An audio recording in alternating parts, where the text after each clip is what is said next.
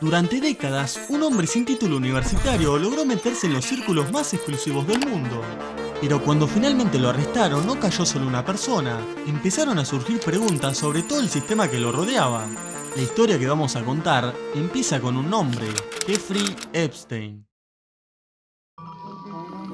Blanco Edits presenta La oscura historia de Jeffrey Epstein.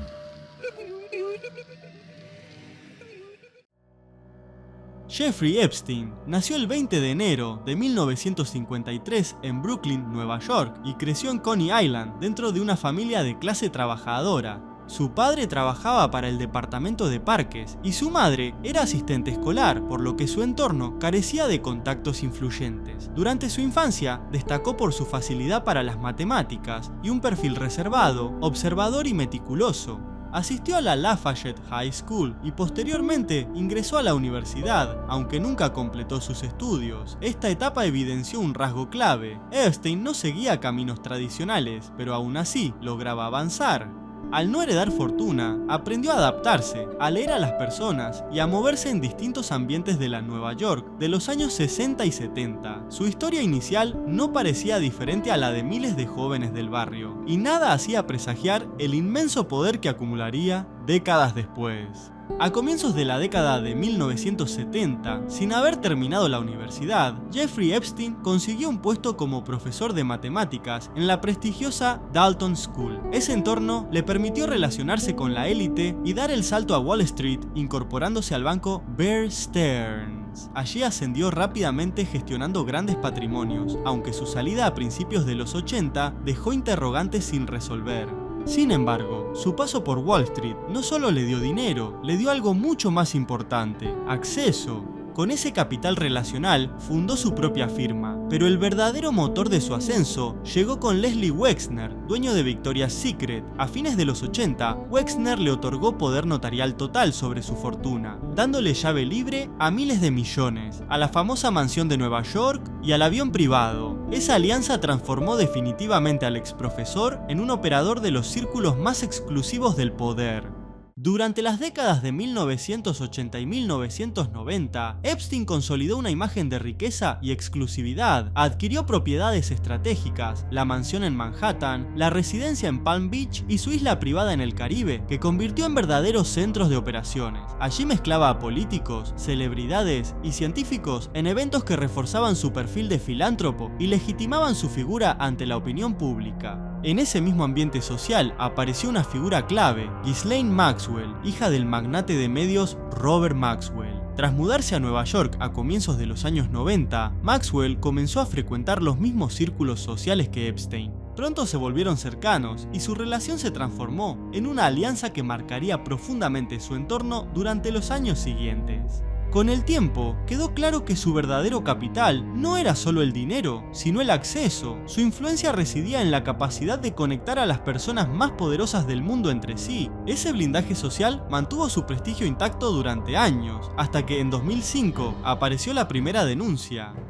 En 2005, la historia de Jeffrey Epstein dio un giro decisivo cuando una denuncia en Palm Beach inició una investigación que destapó un patrón sistémico de abuso. Lo que comenzó como un testimonio aislado terminó revelando un patrón mucho más amplio. Con el tiempo, distintas denuncias señalaron que Epstein utilizaba su posición y su dinero para acercarse a personas jóvenes en situaciones vulnerables, muchas veces ofreciéndoles dinero por supuestos masajes que posteriormente derivaban en situaciones ilegales y abusivas. Sin embargo, la investigación descubrió una estructura aún más perversa: un esquema piramidal de reclutamiento. Epstein no solo pagaba por los encuentros, sino que ofrecía bonos extra a las chicas si lograban traer a amigas o compañeras de clase. De esta forma, las propias víctimas, a menudo sin ser conscientes de la magnitud del daño, se convertían en el engranaje necesario para mantener un flujo constante de menores hacia las residencias, transformando los abusos individuales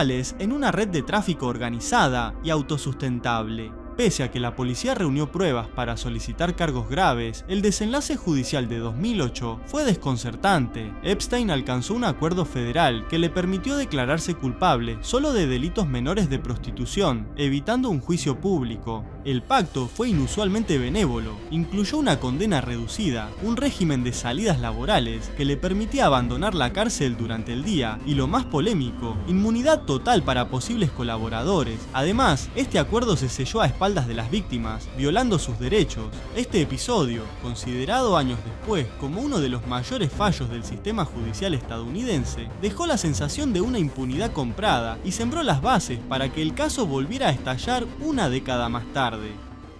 Durante más de una década, el caso pareció cerrado, pero nuevas investigaciones periodísticas que cuestionaron las irregularidades del acuerdo de 2008 reactivaron la presión pública. Ese trabajo de revisión fue el detonante para que las autoridades federales retomaran la investigación con un enfoque mucho más severo. El punto de quiebre llegó en julio de 2019, cuando Epstein fue arrestado por agentes federales. Al aterrizar en Nueva Jersey, la Fiscalía del Distrito Sur de Nueva York presentó cargos por tráfico sexual y conspiración, basados en nueva evidencia y testimonios.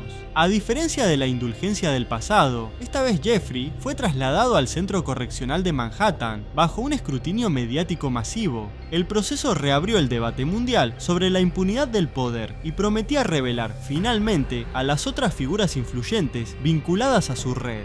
El juicio que prometía revelar los secretos de la red nunca llegó a celebrarse. El 10 de agosto de 2019, Jeffrey Epstein fue encontrado sin vida en su celda del Centro Correccional Metropolitano de Manhattan.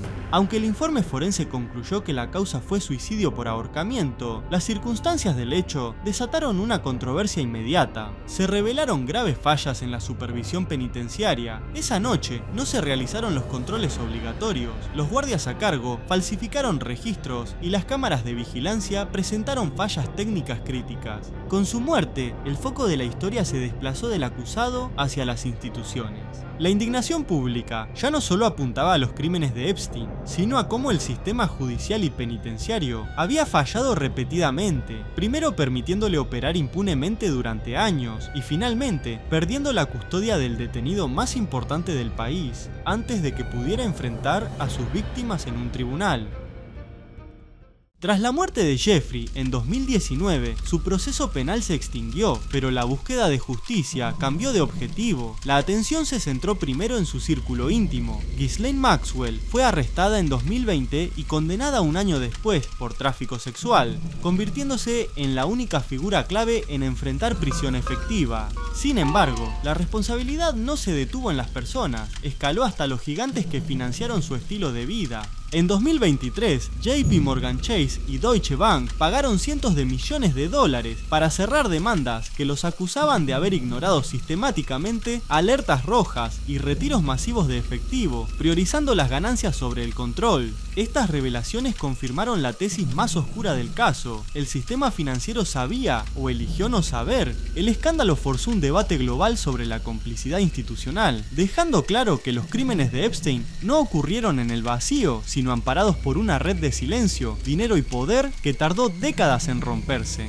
A medida que el escándalo crecía, salieron a la luz los registros de vuelos y agendas que vinculaban a Jeffrey con la élite global. Si bien figurar en esos documentos no probaba automáticamente un delito, la cercanía de figuras políticas y empresariales desató una tormenta de especulaciones. La excepción más explosiva fue el príncipe Andrés, acusado directamente por Virginia Giuffre de abuso sexual. El escándalo llevó a la reina Isabel II a retirarle sus títulos militares y patrocinios. En 2022, Andrés pagó un acuerdo millonario para cerrar la causa civil, evitando el banquillo de los acusados, pero quedando marcado públicamente de por vida. Para el resto de los nombres en la lista, la falta de evidencia física limitó las acciones penales. La mayoría negó tener conocimiento de los abusos y las investigaciones no avanzaron contra ellos, dejando flotando una duda permanente. ¿Cuántos de esos poderosos visitantes sabían realmente lo que ocurría y eligieron mirar hacia otro lado?